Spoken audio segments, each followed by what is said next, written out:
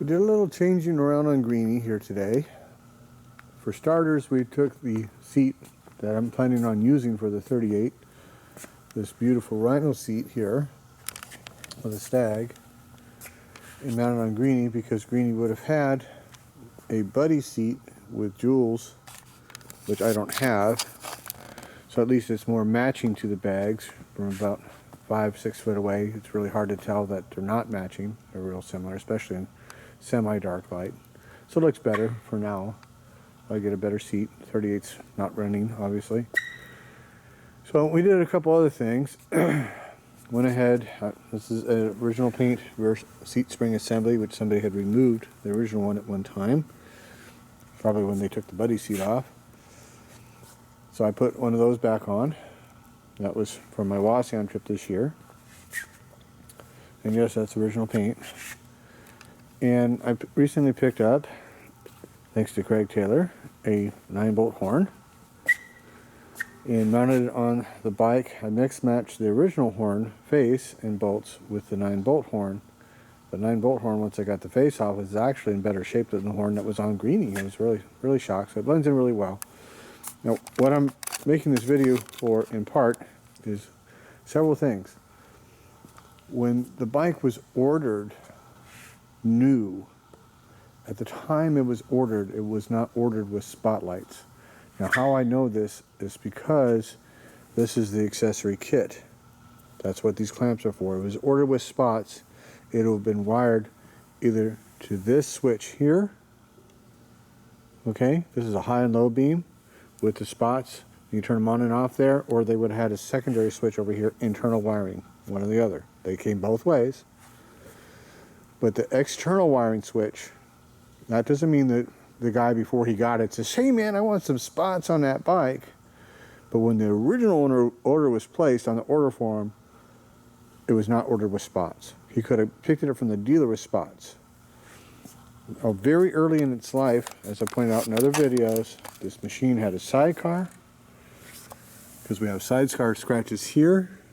I don't know if you pick up this light or not, but they're right here. It's the only way those scratches get there. Puts a lot of weight and stress on the bike and tends to break things. The 9-bolt horns were weak, the speedos were weak, and the early sweated forks were weak. Now, the sweated fork, replacement fork, was available from 42 through at least 46. So it, more or less a war replacement. It may have been replaced later. We don't know, but we have a hint because the original speedo that the bike came with was a date code 46. So chances are, this is what I think, this is my opinion, we have hints. The nickel all over this machine is special order. That gives it a much older look.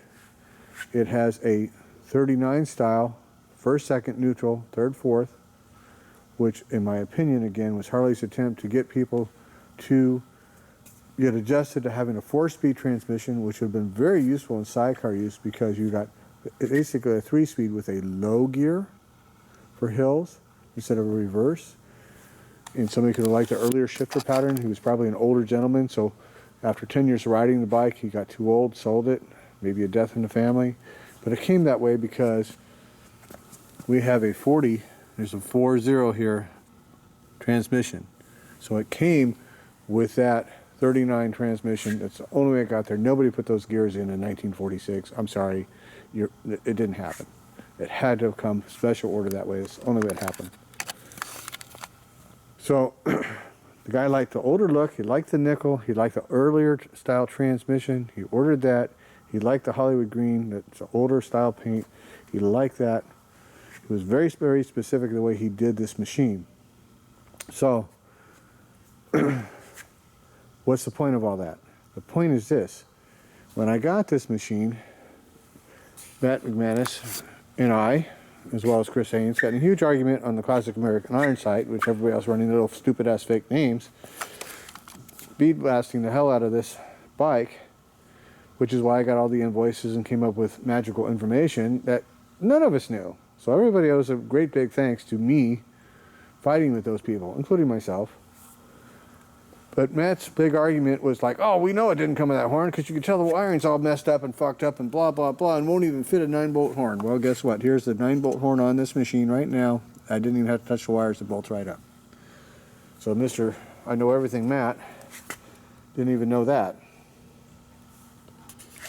And this is also why we're making this, because chances are, as I pointed out in the invoices, which I didn't know until I got the invoices, a civilian sidecar bike was, you order the bike and the car at the dealer places the order for the bike and the car. 2 separate orders.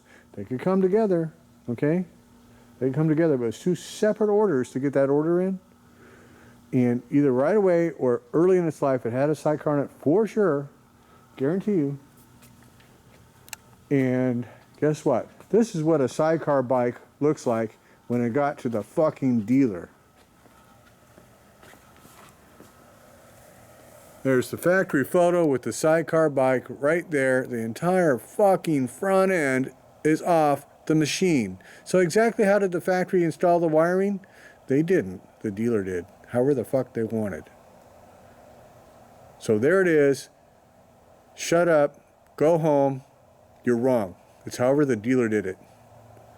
There is not a right, there is not a wrong. It's however the dealer wanted to wire that motorcycle. How's the mechanic felt?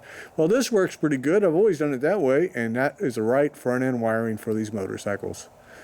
Bye-bye.